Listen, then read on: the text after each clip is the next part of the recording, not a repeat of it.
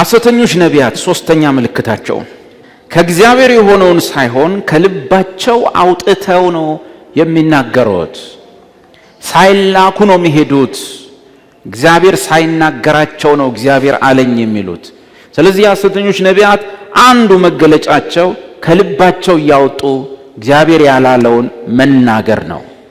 አንደኛ ነገሥት ምዕራፍ 13 ላይ በጣም የሚያሳዝን ታሪክ ነው። ባጭሩ ቤቴል በሚባለው ዮርባም በነገሰበት ከተማ ላይ አመጻና ጣዖት አምልኮ ባለበት በዚያ ከተማ ላይ አንድ የተቀመጠ ሽማግሌ ነብይ ነበር። ከእንደው መጽሐፍ ቅዱስ አገላለጡ የሚቀመጥ አንድ ሽማግሌ ነብይ ነበር። በነብይነት ልምድ ብዙ ዓመት ግን የተቀመጠ እሱ ዛው ተቀምጦ ላይኛው በእስራኤል ግዛት በቤቴል ማለት ነው። እሱ ዛው ተቀምጦ በቦታው ላይ እግዚአብሔር ደስ የማይሰኝበት አምልኮ ይፈጽማል። ስለዚህ እግዚአብሔር ምንድነው ያደረገው? ከይሁዳ ከታች ከደቡብ አንድ ነቢይ ወደ ንጉሱ ላከ። ንጉሱ ኢዮርብዓም በማጠኛው ላይ ያጠነ ያለ ያ ሽማግሌ ነቢይ እዛ ከተማ ተቀምጦ ያለ እግዚአብሔር ግን ከታች ከደቡብ ምድር ከይሁዳ ነቢይ ላከበት። በኢዮርብዓም ማጠኛ ላይም ተናገረ። መሠዊያ ሆይ ይልሃል እግዚአብሔር።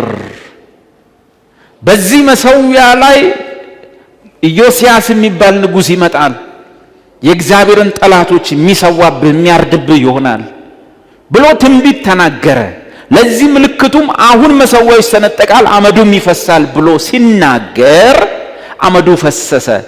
ኢዮርብዓም ንጉሡ በንዴትና በብስጭት ያዙት ብሎ እጁን ለወታደሮቹ ዘርግቶ ያዙት ሲል የንጉሡ እጅ ደርቃ ቀረች። ሊመልሳትም በፈለገ ሰዓት እጁ ወደ እርሱ አልተመለሰችም። ንጉሡ በዚህ ሰዓት ላይ አማራጭ የለውም። ንጉሡ እባክህ እግዚአብሔር ሰው ሆይ በቃ ጸልይልኛል። ያም ሰው ጸለየለት። ንጉሡ እጁ ተፈታ። ከዛ በኋላ የሆነው ታሪክ እባክህ ቤቴ ግባ። ንጉሥ ነው አስቡ፣ ቤተ መንግስት ነው የሚወስደው። ምን አይነት ምሳ ግብዣ እንደሚዘጋጅለት አስቡ።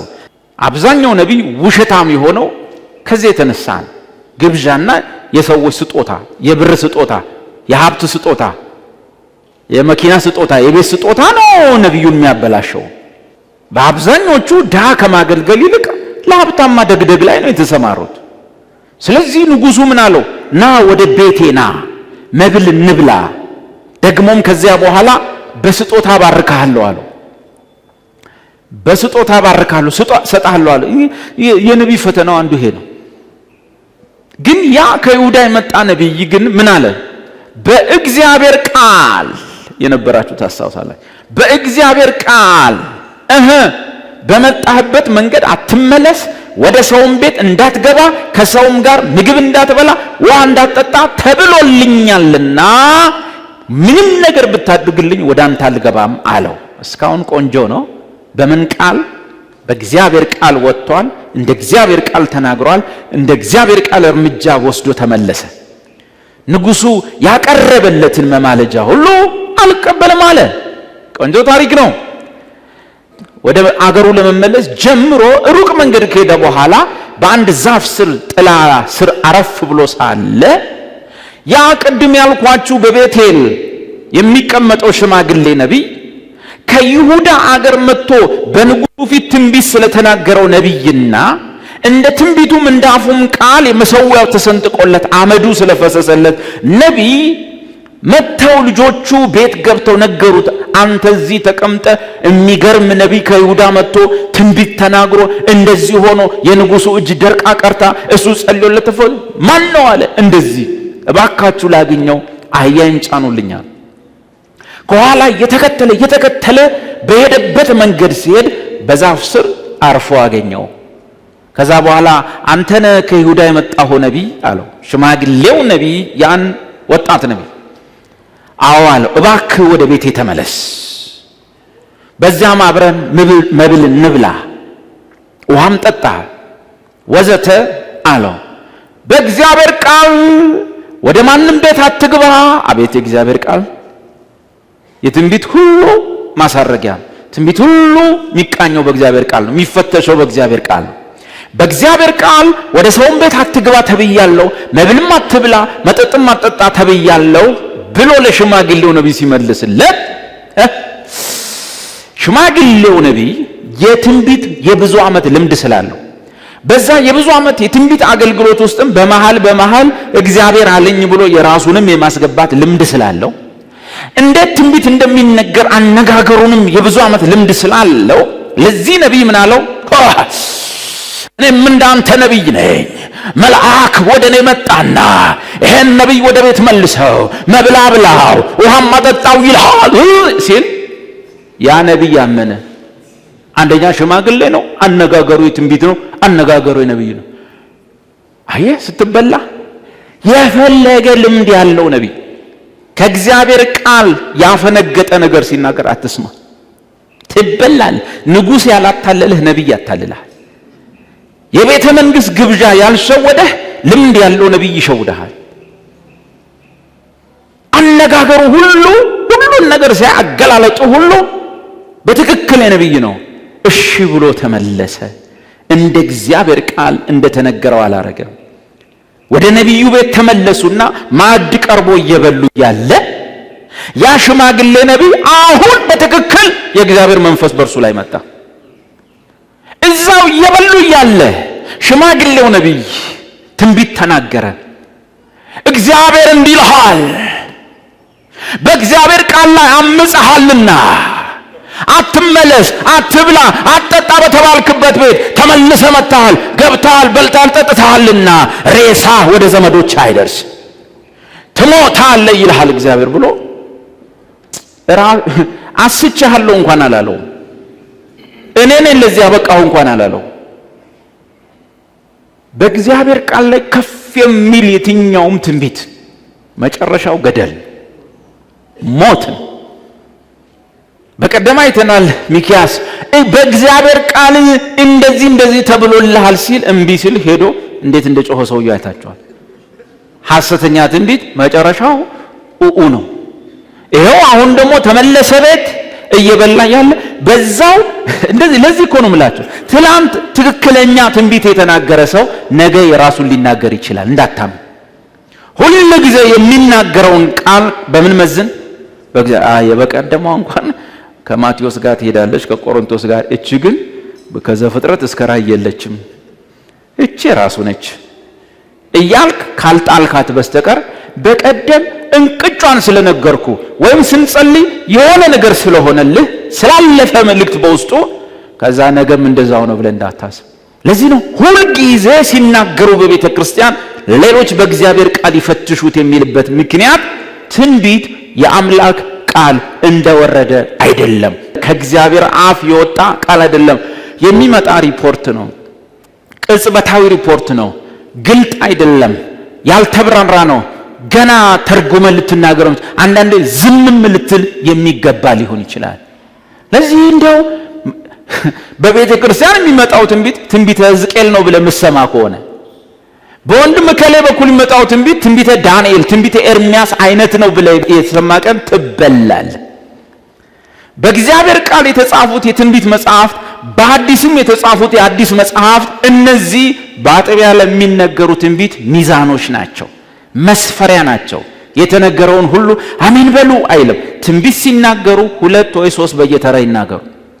አንዱ የተናገረ ያለ ለተቀመጠው ሰው ሌላ ትንቢት ከመጣለት የመጀመሪያው ዝም ይበል እንጂ እኔ ተወጥሬያለሁ ሳልጨርስ አልቀመጥም አይበል። የእግዚአብሔር መንፈስ ለነቢያት ይገዛል፣ ስርዓቱን ይዞ ይቀመጥ፣ ያኛው ይቀጥል። በተረፈ ሌሎች ደግሞ ትንቢቱን ይፈትሹት እንጂ የሚለው ህዝቡ ይበል አሜን ይበል አይልም። ሲናገር ሌሎች ይለዩት፣ በእግዚአብሔር ቃል ይፈትሹት። ቅጽበታዊ ነው፣ ቀላል ነው። ማናቸውም ሰው የአዲስ ኪዳን ዶክትሪኖችን የሚያቅ፣ ስላሴን የሚያቅ፣ ትምህርተ ክርስቶስን የሚያቅ፣ ትምህርተ መንፈስ ቅዱስን የሚያቅ፣ የመጽሐፍ ቅዱስን ስልጣን የሚያቅ፣ የመጽሐፍ ቅዱስ ወሳኝ ትምህርቶችና መጽሐፍ ቅዱስን በዋነኛነት የሚያቅ ሰው በዛ ላይ ከቅዱሱ ከኢየሱስ የተቀበልነው ቅባት አለ፣ የቅዱሱ ቅባት አለ፣ ከቅዱሱ የተቀበልነው ቅባት አለ። እሱ ራሱ ደግሞ አስተማሪ ነው። እዚህ እየተናገረ ሰውየው ከእግዚአብሔር መንፈስና ቃል ጋር ይስማማ አይስማማ ማንም ሰው ቶሎ ማወቅ ይችላል፣ በቀላሉ ማወቅ ይቻላል። ይሄ ነቢይ ግን ተታለለ። በማን? በነቢይ። ንጉሥ ያላታለለው ያመጣና ተናገረ። ከምን አውጥቶ? ከልቡ አውጥቶ። ሐሰተኛ ነቢያት መገለጫቸው እግዚአብሔር እንዲህ ይላል፣ መልአኩን ላከና ከአንተ ጋር ይሄድ ምሳውን ይብላ አለኝ። ከልቡ አውጥቶ እኮ ነው። የሚያሳዝነው እግዚአብሔር ብሏል ብሎ ሲመለስ ከእግዚአብሔር ቃል በላይ ነቢዩን ሲያምነው እዛው በተቀመጠበት በዚያው ነቢይ ፍርድ መጣ። ሬሳህ አይደርስም ወደ አገር አለው፣ ትሞታለህ አለው። ከዛ በኋላ እጁን ተጣጠበ፣ እጁን አሳጠበው ምናምን፣ አህያ ሲዞት ሸኘው። በል እንግዲህ ሄዳለሁ። በመንገድ እየሄደ እያለ አንበሳ ሰብሮ ገደለው። ከአህያው ላይ ፈንግሎ ገደለው። የሚገርመው ነገር አህያውም ሬሳውም እዛው አጠገብ፣ አህያዋን አንበሳው ሳይበላው ጭራሽ ሰዎች መጥተው ሬሳው እስኪነሳ ድረስ አንበሳው ሬሳውን እየጠበቀ ቆሞ ይጠብቀው ነበር፣ ሌላ አውሬ እንዳይበላው ወዘተ ቆሞ ይጠብቀው ነበር። ከዛ በኋላ ይሄ ሽማግሌ ነቢይ ሰዎች መንገደኞች መጥተው ሲያወሩ ሰማ። አረ በቀደም መጥቶ እኮ ትንቢት የተናገረው ነቢይ እዛ በረሃ ውስጥ ወድቋል፣ ሬሳው አንበሳ ገሎት፣ አንበሳ ማጠገቡ ቆሟል። አይ አለ። ይሄን ሲሰማ ምን አለ? ያ በእግዚአብሔር ቃል ላይ ያመፀ ነቢይ ነው። ያ እግዚአብሔር እንደተናገረው ሞተ ማለት ነው። ሃሌሉያ ብሎ ሄዶ ሬሳውን በአህያ ጭኖ አምጥቶ አልቅሶ ቀበረው። እኔን ይብላኝ ሄደ ወደ አምላኩ ሄደ እያለ ቀበረው። ማአሶኑ እንደዚህ በስጋ ባይሞትም በትንቢት ብዙ ነገሩ የሞተ ሰው ብዙ በትንቢት ከመጽሐፍ ቅዱስ ጋር የትኛውንም ትንቢት ማነጻጸር እማትችሉ ከሆነ ትንቢት አትስሙ። ወይም ትንቢቶች በመጽሐፍ ቅዱስ የሚፈተሽበት ቸርች ውስጥ ግቡ። ዙሪያችሁ ወይም የምትሰበሰቡበትን አጥቢያ ቸርቻችሁን ቼክ አድርጉ። ትንቢት ዝም ብሎ የሚነገርበት ከመጽሐፍ ቅዱስ በላይ የሆነበት ማን የእግዚአብሔር ሰው ተናግሯል። ይሄውና እኮ ቆሮንቶስ እንዲላል አይደለም፣ ነቢይ በቀደም ሲናገር ኤራ ኤፌሶን እኮ እንዲላል አይደለም፣ ፕሮፌት እንደዚህ ሲል የሚባልበት ቸር ለቀጥፋ። እንደ በቀደሙ ንጉሥ ወይ ትጮኻታለህ አንድ ቀን፣ ወይ እንደዚህኛው ሰውዬ ራሱ ነቢዩ እያለቀሰ ይቀብርሃል። ብዙ ነገርህን ነው የሚቀብረው፣ ጤናህን፣ ኢኮኖሚህን፣ ሰላምህን፣ ምንህን እያለቀሰ ይቀብራል።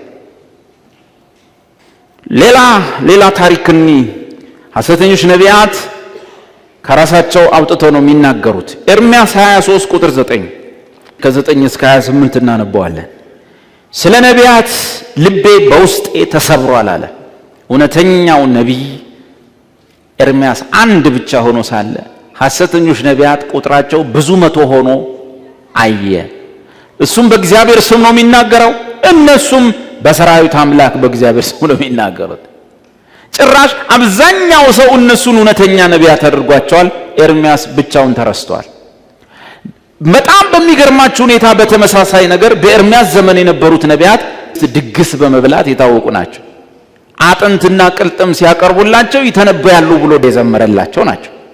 ኤርምያስ ግን ግብዣ አያባብለውም፣ ቆራስ ሰው ነው። ከዚህ ትንቢት የተነሳ ከአገልግሎቱ የተነሳ ከቤተ መቅደስም ኤርምያስ ካህን ስለሆነ ተባረዋል። ከነቢይነትም ሰፈር ከቤተ መንግስት አካባቢ እንዳይደርስ ተደርጓል። ቤቱ እያለቀሰ የተቀመጠ ነቢይ ነው። ምን ሆነ መሰላችሁ? ስለ ነቢያት ልቤ በውስጤ ተሰብሯል፣ አጥንቶቼ ሁሉ ታውከዋል። ከእግዚአብሔር የተነሳ አንድ ከቅዱስ ቃሉም የተነሳ የትኛውም ትንቢት ከማን በታች ነው? ከቅዱስ ቃሉ በታች። በቅዱስ ቃሉ ውስጥ ትንቢታቸውን ሳይ ልቤ ተናወጠ፣ ታወቀ። በቅዱስ ቃሉ አማካኝነት የሚናገሩትን በእግዚአብሔር ስም ስሰማ ውስጤ ተሰብሯል። ከእግዚአብሔር የተነሳ ከቅዱስ ቃሉም የተነሳ የወይን ጠጅ እንዳሸነፈው እንደ ሰካራም ሰው ሆኛለሁ። ዞረብኝ፣ ብዙ ነቢያቶች ተነስተው ከእግዚአብሔር ቃል ውጭ የእግዚአብሔር ያልሆነ እኔ ግን ከእግዚአብሔር የተነሳና ከቅዱስ ቃሉ የተነሳ ልቤ እየታወከብኝ ነው። ስለምኖች ስለ ሐሰተኞች ነቢያቶች ልቤ ታውቋል። እውነት የእግዚአብሔር መንፈስ በውስጣችሁ ካለ እነዚህን ሐሰተኞች ነቢያት ስናገራቸው ሊከፋ አይገባም። ከቻልክ አንተም መናገር ነው ያለብህ። ካልሆነ ለምንድን ነው ግን ለምን አትበሉ? ይሄው ኤርምያስ ከኛ የባሰ ነው የሆነው እነሱን ሲያስብ በእግዚአብሔር ቃል ትንቢታቸውን ሲመዝንና አብዛኛው ሕዝብ ደግሞ ለዛ ነገር አሜን ብሎ ሲሰማ ብዙ ሰው ሲስት ኤርምያስ እንደ ሰካራም ሰው ነው የሆነው። ምድር ከአመንዝሮች ተሞልታለችና ከመርገምም የተነሳ ምድር አልቅሳለች። የምድረ በዳ ማሰማሪያ ደርቋል። አካሄዳቸው ክፉ ነው፣ ብርታታቸው ቅን አይደለም። ነቢዩና ካህኑም ረክሰዋል፣ በቤቴም ውስጥ ክፋታቸውን አግኝቻለሁ ይላል እግዚአብሔር። ስለዚህ መንገዳቸው በጨለማ እንዳለች እንደ ድጥ ስፍራ ትሆንባቸዋለች፣ እነርሱም ፍግምግም ብለው ይወድቁባታል። እኔም በምጎበኝበት ዓመት ክፉ ነገር አመጣባቸዋለሁ ይላል እግዚአብሔር ይልና ቁጥር 13 በሰማርያ ነቢያት ላይ ስንፍናን አይቻለሁ። በበዓል ትንቢት ይናገሩ ነበር፣ ሕዝቤንም እስራኤልን ያስቱ ነበር። በዓል የሚባል ጣዖት በሱ ስም። በኢየሩሳሌም ነቢያት ላይ የሚያስደነግጥን ነገር አይቻለሁ። ምን ያመነዝራሉ፣ በሐሰትም ይሄዳሉ። ማንም ከክፋቱ እንዳይመለስ የክፉ አድራጊዎችን እጅ ያበረታሉ። ሁሉም እንደ ሰዶም የሚኖሩባት እንደ ገሞራ ሆኑብኝ። ስለዚህ እግዚአብሔር እንዲህ ይላል፣ እነሆ ከኢየሩሳሌም ነቢያት ዘንድ ርኩሰት በምድር ሁሉ ላይ ወጥቷልና እሬትን አበላቸዋለሁ፣ የሐሞትንም ውሃ አጠጣቸዋለሁ። ቁጥር 16 ስለዚህ ምን ይሻላል? የሰራዊት ጌታ እግዚአብሔር እንዲህ ይላል፣ ትንቢት የሚናገሩላችሁን የነቢያትን ቃል አትስሙ። ከላይ ያሉት አይነት ነቢያት ለእግዚአብሔርና ለቃሉ ወገንተኛ ካልሆኑ ያለ አማራጭ ይሄ ነው። ትንቢት የሚናገሩላችሁን የነቢያትን ቃል አትስሙ፣ ከንቱነትን ያስተምሯችኋል። ሰነፍ ነው የሚያደርጓችሁ፣ ዋልጌ ነው የሚያደርጓችሁ፣ ከንቱነትን ያስተምሯቸዋል። አንዳንዱ ወጣት አለ እንዳይሰራ እጅና እግሩ ታስሮ የተቀመጠ በትንቢት መና ይወርድልሃል ተብሎ እግዚአብሔር አንተን ለአገልግሎት ነው የለየ ስራ እንዳሰራ ተብሎ። እኔ ጸጉር ቤቱን የዘጋ ልጅ አውቃለሁ። ምን የመሰለ ጸጉር ቤት የነበረው እኔ ጋር ሲመጣ እንግዲህ አስብ ምንድነው ስለው የነቢያት ጉባኤ የሚባል ፕሮግራም አለን፣ እዛ ላይ ዋናው ነቢይ ተነሳና አንተ ነቢይ ነህ ስራህን አቁም አለኛል። ጸጉር ቤቴን ዘጋዋለ። ቀስ ያለ ብር ያለቀቻለ ልጁ እኔ ጋር ሲመጣ ፊቱ ምን እንደሚመስል ነግራችሁ አልችልም። ማት ማቃቸው አለ በትንቢት መሰረት እጅና እግራቸውን አጣጥፈው ስራ ፈት ይሆኑ። እኔ እኮ የሚገርመኝ የትኛው ሰው ነው ስራ ፈቶ ለአገልግሎት የተጠራው? መጽሐፍ ቅዱስ ውስጥ እየሰራ ነው ሁሉም የተጠራው። ሁሉም ሙሴ ከብት እያገደ ነው የተጠራው። ኤልሳ እያረሰ ነው የተጠራው። ጴጥሮስ መረብ ሲጥል ነው የተጠራው። ዮሐንስና ያዕቆብ ሲጠግኑ ነው የተጠሩት። ማቴዎስ እንኳን ባቅሙ ደረሰኝ ቁጭ አድርጎ የጻፈ ነው ኢየሱስ ተከተለኛል። እሷም ብትሆን እየተጋ ነው። በሷም ላይ ቢሆን እየሰራ ጌዲዮን እህል እየወቀጠ ነው እንጂ የተጠራው እግዚአብሔር ሆይ እንድች ቀባይ ጭል ያለው ፋይር እግዚአብሔር ሆይ ለምን ሳይሰሩ ለመብላት። አገልግሎት የሰነፍ ማከማቻ አይደለም። እስቲ እንግዲህ አሁን ዘይት እንዳይሸጡ ተብሏል። ይቀጥሉ አይቀጥሉ አገልግሎቱን እናያለን። ቁጥር 16 የሰራዊት ጌታ እግዚአብሔር እንዲህ ይላል፣ ትንቢት የሚናገሩላችሁን ነቢያት ቃል አትስሙ፣ ከንቱነትን ያስተምሯቸዋል። አቤት ስንቱ ባክኖ ተመቶ ቁጭ ብሏል መሰለኝ። ባክኖ ተመቶ ትዳሩን ያጣማል። ምን ናቃቸው እንኳን እኔም ማዝነው። ምን ታውቃለህ ባልሽ እንደዚህ ነው ወደዚህ ይላል ተብሎ ሴትዮዋ ቆንጅዬ ነገር ነች። እኛ ምናቀውን ታሪክ ነው ነገር ፈጥሬ አላወራ። ልጅቷን ሲያት ቆንጆ ነች። ባልሽ እንዲህ እንደው ብዙ ሴቶች ጋር ነው ምናምን ታልና እሷ ተናደደች። ከዛ በኋላ ምን አለች? ከዛ ሰውየው ላፍ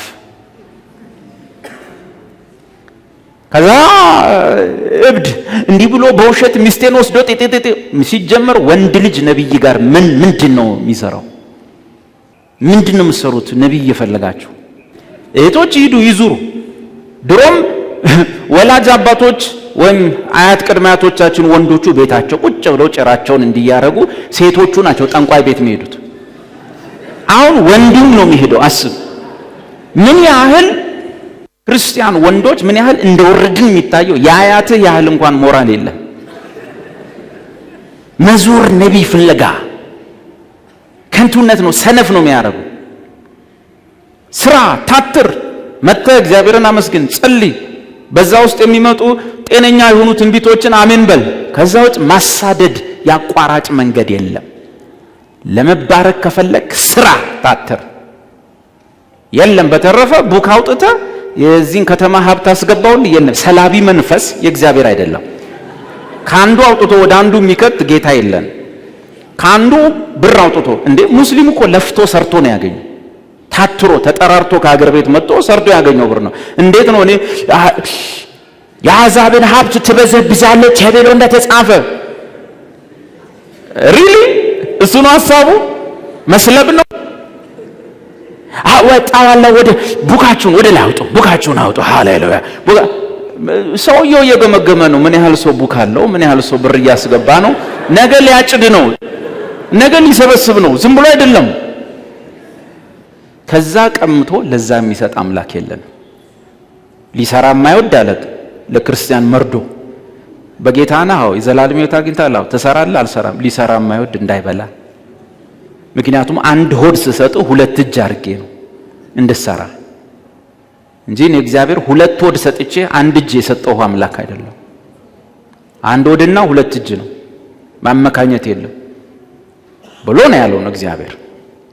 ከዛ ቀምቶ ከዚህ የሚሰጥ ጌታ አይደለም አይደለም። ይሄ ሁሉም ይስራው ይገባዋል። አምጣ ይሉት ሀኬት ያመጣል፣ ከአንዱ ቀምቶ ለአንዱ ይሰጣል ምናምን የሚለው ለኢየሱስ አይደለም። ኤርምያስ 23 ቁጥር 9 እናንበው። ቁጥር 16 ላይ ነን ያለነው። ከንቱነትን ያስተምሯቸዋል።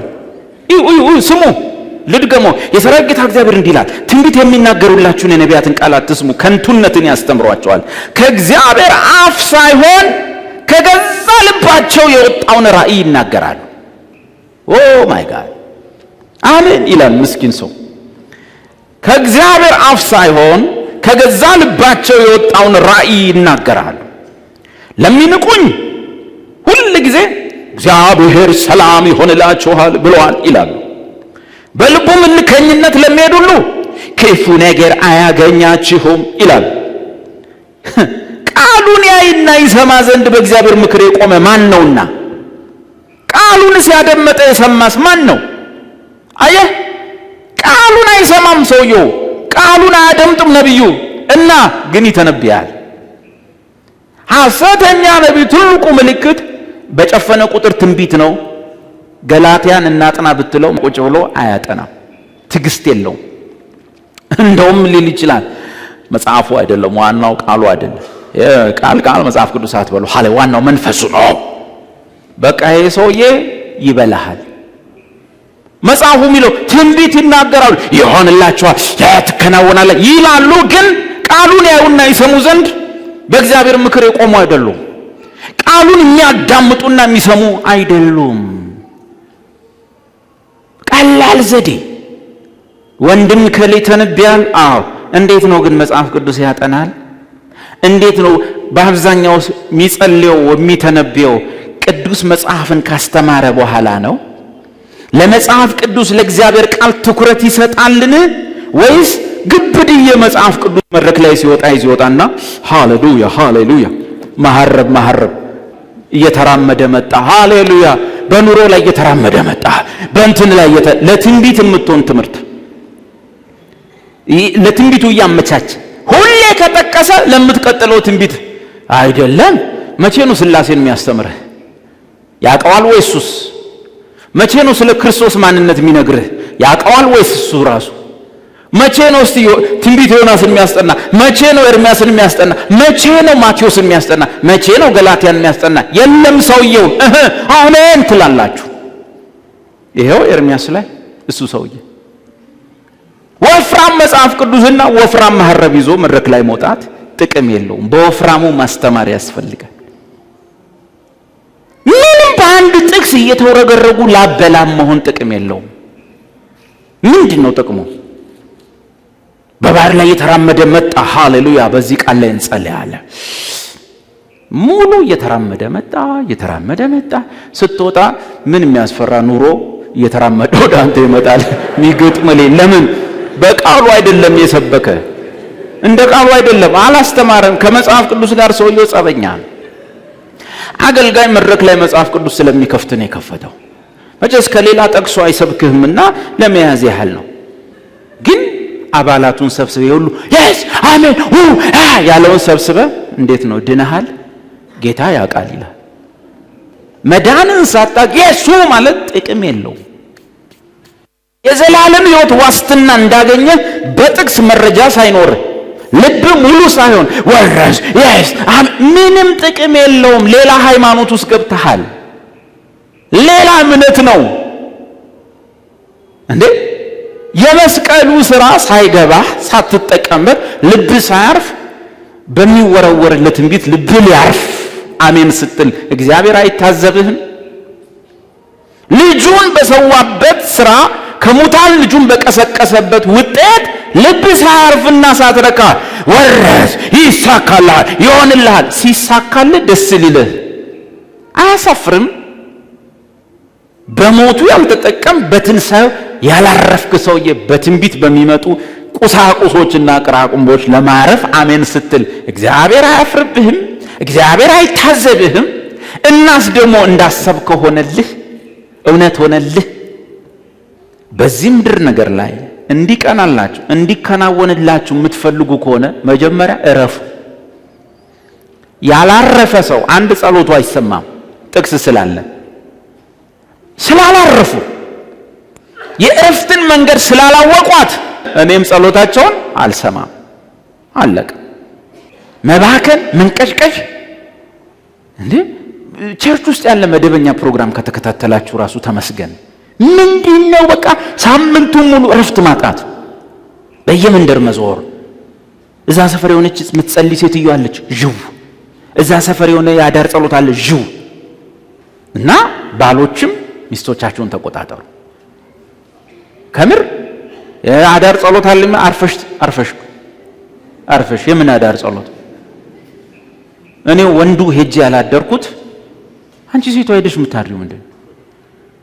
በጸሎት ጊዜ ፊት አውራሪው ወንድ ነው። ምንድነው መንቀቀ? ሴቶቹ ምንድነው ማያርፉት ምክንያት አይገባኝ። የእረፍትን መንገድ እምቢ ስላሉ እኔም ጸሎታቸውን አልሰማም። መጀመሪያ በእግዚአብሔር ደስ ይበላችሁ፣ የልባችሁንም መሻት ይሰጣችኋል።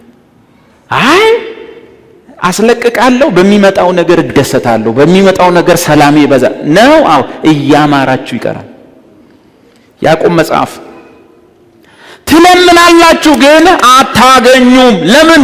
በእግዚአብሔር ለመደሰት አይደለም ፍላጎታችሁ፣ እና በመጣው ነገር በሚገኘው ምቾት ልትደሰቱ፣ በምቾቶቻችሁ ልትከፍሉ፣ በምቾቶቻችሁ ልትደሰቱ ነው የምትለምኑት። አታገኙም። ማት ክርስቲያን የባከነው የተንቀሸቀሸው ያላረፈው በዛ ምክንያት እንደዛ ነው የምትሆኑት። የት ገቡ እነዛ ሁሉ መንፈሳዊ ወዳችን ቆንዝር እስኪል ትንቢት የተናገሩልን? እረ ሰዎቹ ራሱ የት አሉ? እኛስ የት ደረስን? የት ገባ ያ ሁሉ? ጅማ ላይ ያልተባለ ያልተነገረ ምን አለ? የት ገባ? ሰውየው የት ደረሰ? ትንቢቶቹስ እንዴት ነው? መዝግባቸዋቸው ነበሩ? ተፈጽመዋል? ግን በነዛ ጊዜዎች በባከኑት ዓመታት ዝም ብላችሁ በጌታ ደስ ቢላችሁ ኖሮ ምን ይሆናል?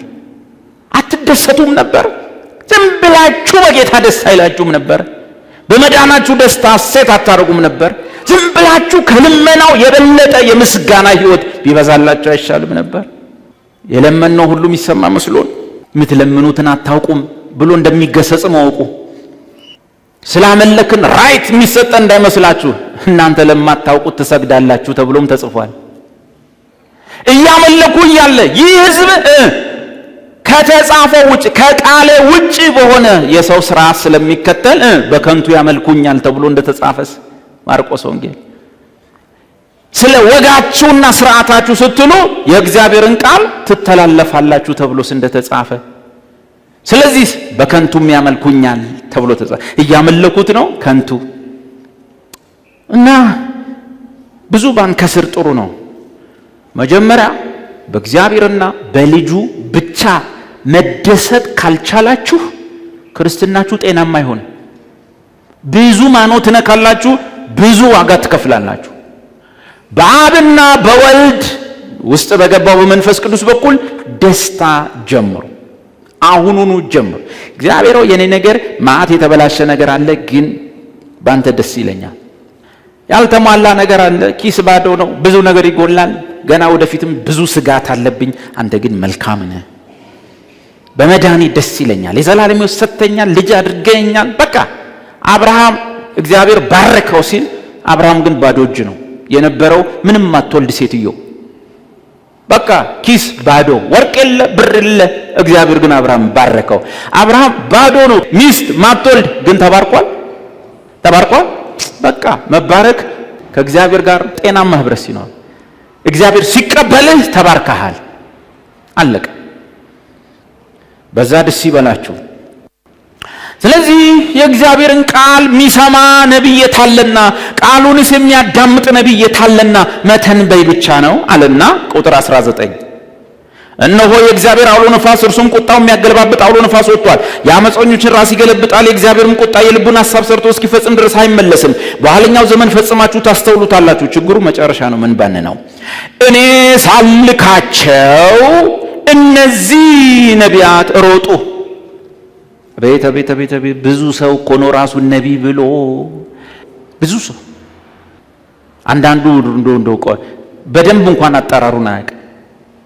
በሚዲያ ብቅ ቲክቶክ ላይ ከስር ስሙን ይጽፋል። ፕሮፌት ብሎ እንኳን ለመጻፍ ሌላ ነው የሚጽፈው። ፕሮፌት ምናምን ብሎ ቸኩሏል። ጸጋ የለም፣ ጥሪው የለም መባልን ይፈልጋሉ። በጣም አደገኛ መርዝ በሃይማኖቱ ሰፈር ምን እንደሆነ ታውቃለህ? እንደዚህና እንደዛ ተብሎ መጠራትን መውደድ። ኢየሱስ ነው ያስተማረ። እነርሱ መምህር ወይም ሊቅ ወዘተ ተብለው ሊጠሩ ይወዳሉ። በእናንተ ዘንድ ግን እንደዚህ እንዳይሆን። ሊቅ መሆኑ አይደለም መምህር መሆኑ አይደለም፣ ተብለው ሊጠሩ ይወዳሉ። መጠራቱን ራሱ ይፈልጉታል። ፕሮፌት ምናምን። አንዳንዱ ሰው እዚህ ጋር መድረክ ላይ ባወጣው ዛሬ የሚያገለግል ወንድማችን በቀለ ነው እና ወንድማችን በቀለ ያገለግለናል ብዬ ቦርድ ሚከፈዋል። ቅድም ዴቭ ሲያስተዋውቅ ወንድም በቀለ ብሏል። በርግጥ እኔ ነብይ በቀለ ባላለው። ሃሌሉያ። እግዚአብሔር በነብይነት ከቀባኝ ወደ ስንት ዓመት ሆኖኛል። ባለፈው እንትን ምድር ላይ ሳገለግል በዚህ ወጥቼ በዚህ ገብቼ 20 ደቂቃ አብረን ከሱ ጋር ክፍለ ሀገር እንዞራለን። ዋናውን ፕሮግራም ሳይጀምር ገብቷል። ለምን ተብለው ሊጠሩ ይወዳሉ። ቪዲዮዎችን ሄዳችሁ ወንድም ዳዊት ነው የሚለው አለቀ። ኢየሱስ ምን አለ? እናንተ ሁላችሁ ግን ወንድማማች ናችሁ ተብለው ሊጠሩ። እዛ እንኳን ድሮ ጥለን የወጣ ነው ቤተክርስቲያን ውስጥ ከመጠምጠም መማር ይቅደም ይላል። ገብቷቸዋል። ከመጠምጠም መማር ይቅደም። ቢያንስ ቅዳሴውን ዜማውን ማጥናት ጥሩ ነው። ጠምጥሞ መቆም ጥሩ አይደለም። ወጣት እያለን መርጌቶቹ ማታ ሲቆሙ አብረን እንቆማለን። ትንሽ እንሞክራለን። ንባቢቱንም ምኑንም ይዘን እናንባለን። ከኛ ጋር ስሙን ብጠራ እነ መሰረትም ልታውቁ ስለምትችሉ ስሙን አልጠራ እና አንዴ ሰፈሬ ልጅ አብሮ ቆሟል እና የሚደርስህ አለ፣ የሚታደል ዜማ አለ። ይታደላል ልጁ ዜማም ግዕዙንም አያውቀውም። አብሮን ቆሟል። ምን መስሎ ነጠላውን አደራረጉ ጋቢ መቋሚያ እየያዙ እንደኛ ቆመዋል። በጣም ነው የሚያምርበት። ከዛ ይታደላል። በቃ ለቀራንብትኪ ላይንቲኪ ምናምን እየተባለ በዜማ ምናምን ይባላል። እሱ ጋር ደረሱና እንግዲህ የሚታደላል ውዳሴ ነው እና አደሉት። አንዱን ሲያደሉት ልጁ ምን ይበል ሲጀመር ሰላም ለኪ ብለህ ነው እንግዲህ ሰላም ለኪ ተወለሱ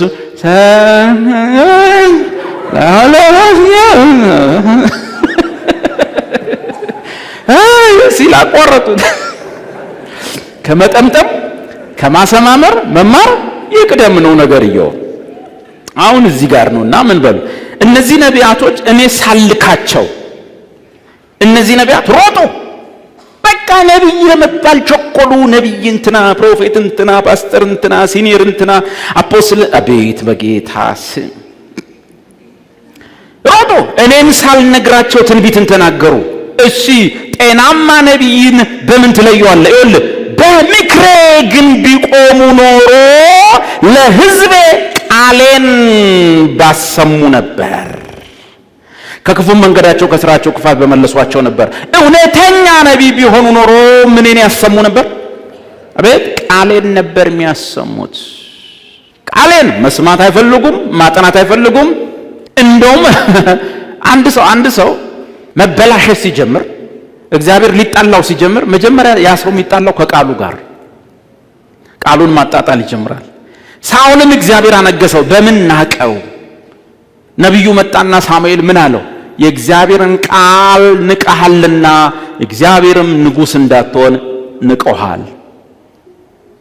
እስራኤልን ለምንድን ነው እግዚአብሔር ፊት ያጠቆረባቸው? እንደውም 40 ዓመት አይደል ተንከራተታችሁት? አትወርሱም፣ ምድረ በዳ ፈጅቼ ጨርሳለሁ አለ። ሁሉንም እምሽክ አድርጎ 2 ሰው ቀረ። ለምን? መጽሐፉ ምንድን የሚለው? መናው በዓይናችን ፊት ሰለቸን አሉ። መናው ሁሌ ኢየሱስ ነው፣ ሁሌ ቃል ነው፣ ሁሌ ኢየሱስ ነው፣ ሁሌ ቃል ዋናው ሰዓቱ ነው። ፋየር የምትል ሰው ፋየሩ ይበላሃል። ራስን ነው የሚበላው። የእግዚአብሔርን ቃል ማጣጣል ስትጀምር እየተበላሸህ ነው፣ እማትችለው ጋር እየተጋጨ ነው። በስጋ የመጣው ራሱ ስሙ የእግዚአብሔር ቃል ይባላል። አይቻልም። ቁጥር 25 ስሙ አለምኩ እያሉ በስሜ ሐሰትን የሚናገሩትን የነቢያት ነገር ሰምቻለሁ። ምንድን ነው የሚሉት? ሁልጊዜ በጨፈኑ ቁጥር አየሁ የሚሉ ተኝተው ማያድሩ ሁሌ አለምኩ ነው፣ ታየኝ ነው። አንዳንዴ ተኝቶ ማደርም ያስፈልጋል። አለምኩ እያሉ በስሜ ሐሰትን የሚናገሩትን የነቢያት ነገር ሰምቻለሁ። ትንቢትን በሐሰት በሚናገሩ የልባቸውን ሽንገላ በሚናገሩ በነቢያት ልብ ይህ የሚሆነው እስከ መቼ ነው? ኦ ማይ ጋድ! አባቶቻቸው ስለ በዓል ጣዖት ነው ይሄ ስሜን እንደረሱ እያንዳንዱ ለባልንጀራው በሚናገራት ህልማቸው ሕዝቤ ስሜን ለማስረሳት ያስባሉ። ምንድን የሚሉት? አለምኩ ህልማየሁ። ኦኬ፣ እግዚአብሔር በህልም ይናገራል? አዎ፣ ኢዮብ መጽሐፍ ላይ ጽፏል። ህልም አይደለም ትንቢት ራሱ በምን ይፈተሻል ብለናል? በእግዚአብሔር ቃል። ህልም ከሆነ አህዛብም ያሉ፣ የሰፈር ሽማግሌዎችም ያሉ፣ እናቶችም ያሉ፣ ጠንቋይም ያሉ ከእግዚአብሔር መሆኑን የምታውቀው ምንድን ነው?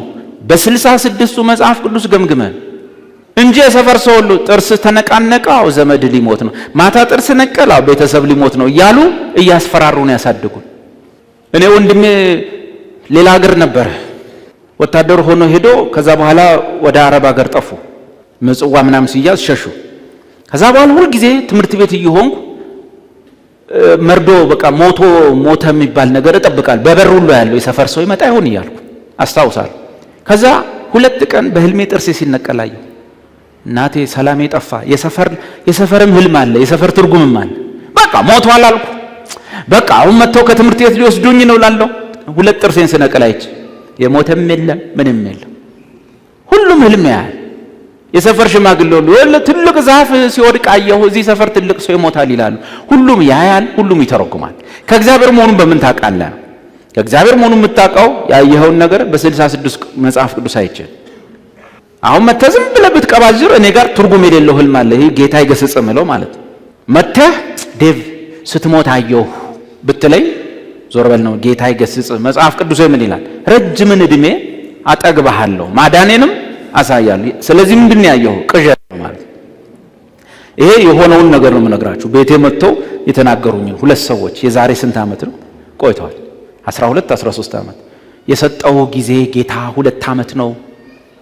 ዴቭ ቶሎ ስራ ይልሃል ጌታ፣ በጣም ስራ ይልሃል ጌታ። 2 ዓመት ጌታ ይገስጽህ አልኩት። ጌታ ይገስጽህ አቁም አልኩት። ረጅም ዕድሜ አጠግብሃለሁ ማዳኔን አሳያለሁ።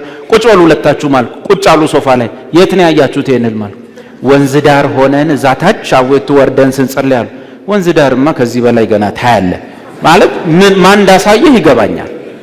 ጋኔን ሳቢ መንፈስ ነው መጥቶ ሟርት የሚያስነግር ማለት። ከዛ 2 እግሬ ላይ ወደቁ። አሁን ሲያዩኝ አልሞትኩም። እዛ በነበርኩበት ቤት አንድ ባህታዊ እኔ ላይ ትንቢት ተናገረ። ያ ባህታዊ እዚህ መጣና መድኃኔዓለም እሰቀላለሁ አለ። ኢየሱስ ክርስቶስ እንደሰቀለ እኔም ተሰቅዬ ያሳያቸዋለሁ አለ።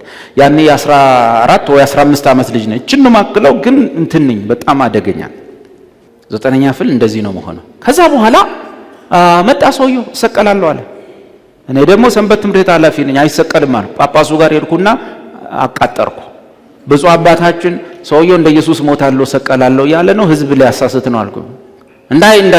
እንደዛ እንዳያደርጋሉ ታገደ። ሰውየው ይሰቀላል እንደ ኢየሱስ ሊሰቀል ነው ተብሎ ከሸዋበር ከመንቲና ከምን ሰፈር ሰው መድኃኔዓለም ቸርችን ሞላ። የነበራችሁ ካላችሁ ጢም አረገ። ከዛ በኋላ መጣ አትሰቀልም አልኩ። ነጠላይን እንዳረኩ እንጨት ሁሉ አዘጋጅተው አትሰቀልም ምናምን ሰው ምን አለ ብናይ ይላል። ምን አለ ቢሰቀል ግን ይላል።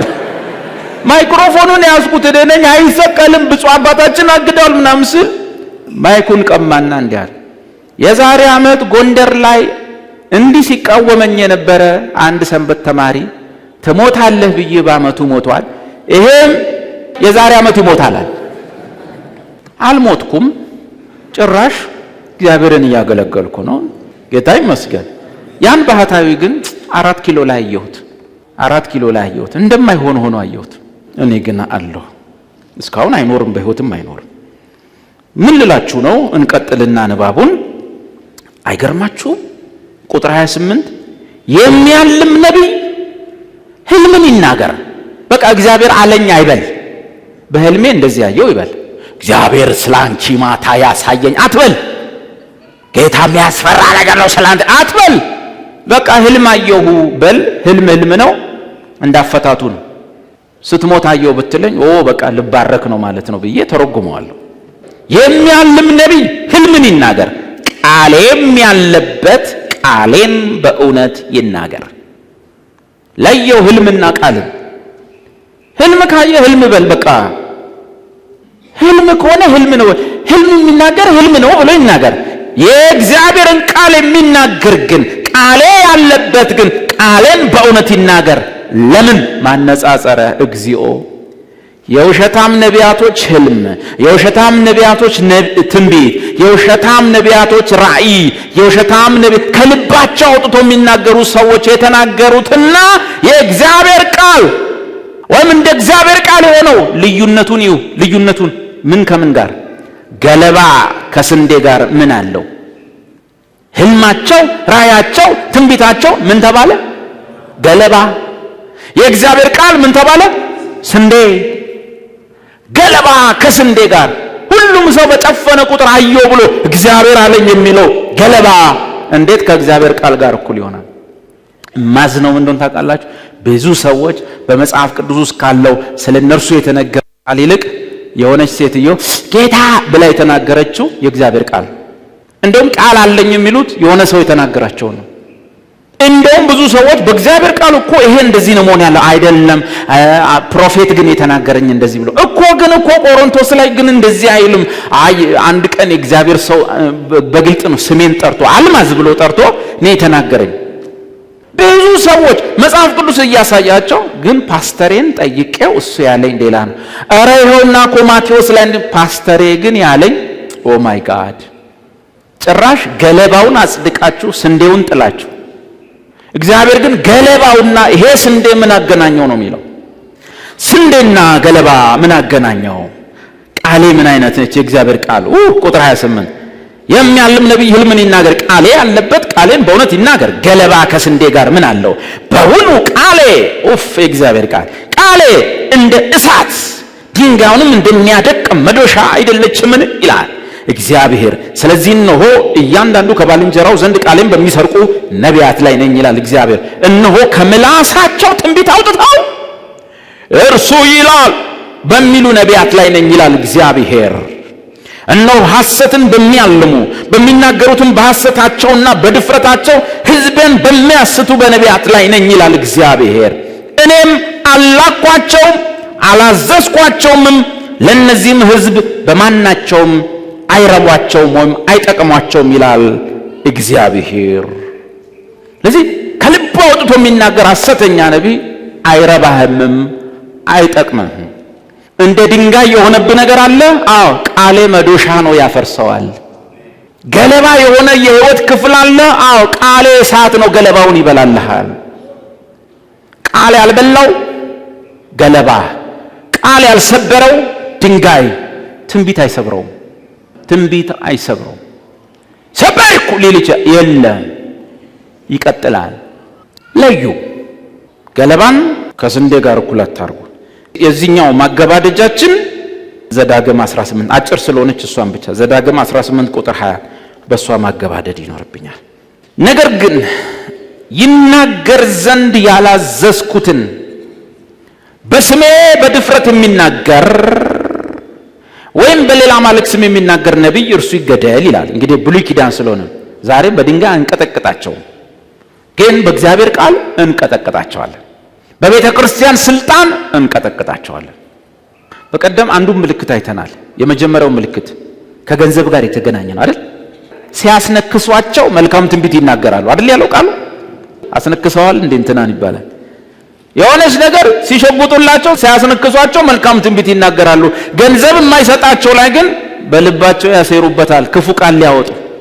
ልብ ደንዳና ነው ሊሉት፣ እግዚአብሔር ንብረትን በተንኩት ይላል ሊሉት። አንድ ቦታ ላይ በማገለግልበት ቦታ አንድ ሰው ነበር እና በረንዳ ላይ ትንሽ እህል ነው የሚሸጠው፣ ትንሽ ጉልት የሚመስሉ እህሎች የቤቱ በረንዳ ላይ። ከዛ በኋላ ሰውየው እኔ ጋር መጥቶ መማር ጀመረ። ሲመጣ የዛ ቸርች ነቢያት ሁሉ ቤቱ ሄዱ። ልንጸልይ ነው የመጣን አሉት። እሺ ያለ ደስ አለው ከሚስቱ ጋር። በዛ መሃል ለምን ታውቃላችሁ? በቃ ነጋዴ ምናምን ሲያዩ የሚታያቸው ብር ነው። አሁን የነሱ ሐሳብ ምንድነው? ሰውየው ዳዊት ጋር ከሄደ ብሩን እዛ ሊሰጥ ነው። መጡና እንደዚህ አሉት፣ እግዚአብሔር እንዲህ ይልሃል፣ አውሎ ነፋሳ ያለው አለ። አውሎ ነፋሳ ያለው እና ከበረንዳ ላይ ያለውን እህልህን ሲበትና ያለው አለ። ሰውየው የገባው ስለሆነ አቁም አለ። ሲል አቁም አስቆማቸው። የሚገርማችሁ በሶስተኛው ወር ላይ መንግስት ሰፋሪዎች ያሰፍር ነበረ። ከዛ በኋላ የሆኑ የመንግስት አካላት እኛ ሻይ ምንጠጣበት አጠገብ ቁጭ ብለው እባካችሁ ሰው ታውቃላችሁ አሉ። ምን አይነት ሰው አለ? እህል ለሰፋሪ የሚያቀርብልን። ከዛ ይሄ ሰው ያቀርባል፣ ይሄ እህሉ ይበተናል የተባለ አቀረበ። በሳምንቱ ሀብታም ሆነ ማለት ነው። አይቶት የማያውቀው ሀብት። በሰላም ሂዱ። ነገ ቀጥላለሁ ጌታ ቢፈቅድ ብንኖር